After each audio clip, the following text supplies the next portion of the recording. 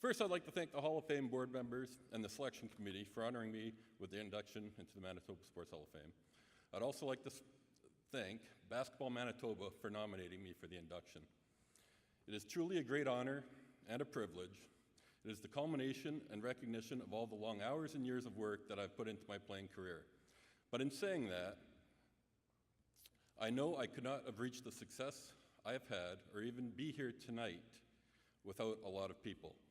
From family, friends, teammates, and coaches, I owe them all so much for helping me have the career I had. I came across a quote recently from NFL coach Dick Vermel that I thought summed up my feelings well. If you believe you are the sole reason for your success, you can't be a leader. Keep your own talent in perspective. In playing team sport, I was but one of 5 athletes on the court. Throughout my career, I was very fortunate to play with some very talented players who've helped me become the best basketball player I could be. To name and thank a few of them, Ken Hall, Travis Gartner, Terry Pratt, and Jake Smelly. They were there with me at the start of my career playing basketball here in Manitoba. I got to learn from those guys. At the time, it seemed like all those lessons were on how to lose gracefully. But over time, we were able to change that team and turn into a championship.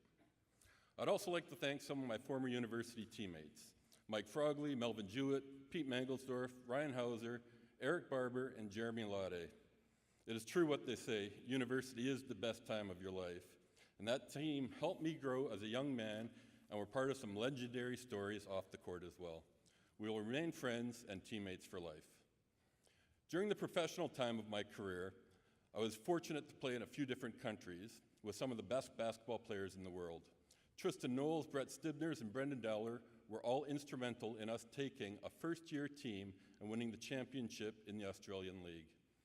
After playing in Australia, I was very fortunate to be able to sign a contract with RSV Londil, one of the most professional club teams in the world. We went on a run while I was there, which will be hard to match, winning 8 German championships in 9 years, 8 German Cups, and winning 5 European club championships. My teammates over there include Lars Christing, Thomas Durrell, Steve Serio, and Mikey Pay, and they made living and playing in Germany an unforgettable experience. I also enjoyed an 18-year career playing for Team Canada. There is no better feeling in the world than being able to represent your country on the biggest stages across the globe. I've competed in 5 Paralympic Games, and I was able to play with some of the best teams the world has ever seen. Jamie Borisov, Chris Stoutenberg, Roy Henderson, Pat Griffin, James Tour, David Ng, Brett Nagata, Paul Bowes, Jerry Tonello, and Patrick Anderson are to just name a few of my teammates. In winning 3 gold medals, a world championship, and countless other events is special, but I can honestly say that win or lose, it was always a pleasure to go into any game with that group of men. I've never been a part of a more humble or hardworking group, all willing to do whatever it took to get the job done. Lastly, I'd like to thank my family and friends. I always hear that athletes make so many sacrifices during their career. I kind of disagree. I feel that athletes make choices, but as our family and friends are the ones that make the sacrifices.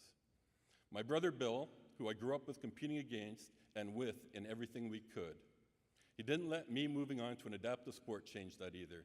He came and participated with me and has since also gone on to represent Canada as a coach in wheelchair basketball. My sister Mandy, one could say she is my biggest fan.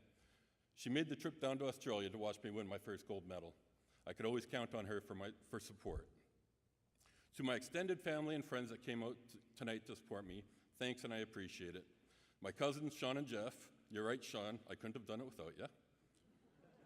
To Brett Turcott, a great friend and also a teammate. To my in-laws Dan and Wilma who flew in from Toronto. I would also like to say thanks to Sandy and Jay Prestako for coming out tonight to support me.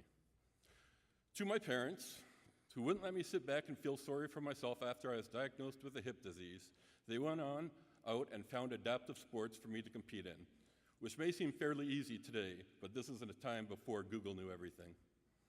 My mom, prior to my disability, didn't even have a driver's license, but because of frequent trips to the hospital and therapy appointments, she went out and got one. Early on in my career, she would also be the one who would join me at the school gym at 7 a.m. to rebound for me. My dad went on to I learned how to be a road warrior from him. He was willing to drive across the country and did on a few occasions to bring me to tournaments, camps, or to just watch me play. Thank you both for being there throughout everything. Lastly, I'd like to thank my wife and kids. When I talk about the sacrifices that family have to make, I feel that they are the ones that have been given the most. Playing and training at an elite level would often take me away from them for weeks at a time. My wife, Missy, is often left at home being a single parent.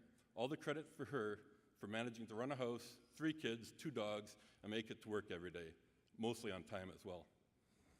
My kids, as much joy as my career in sport has brought me, I am finding more joy in watching all of you grow up, although it is happening way too fast. Owen, Cameron, and Brody, you're 3 of the best kids any father could want, and I can't wait to see what adventures life bring you. And happy birthday, Cameron. Once again, I would not be here without all of you. Thank you.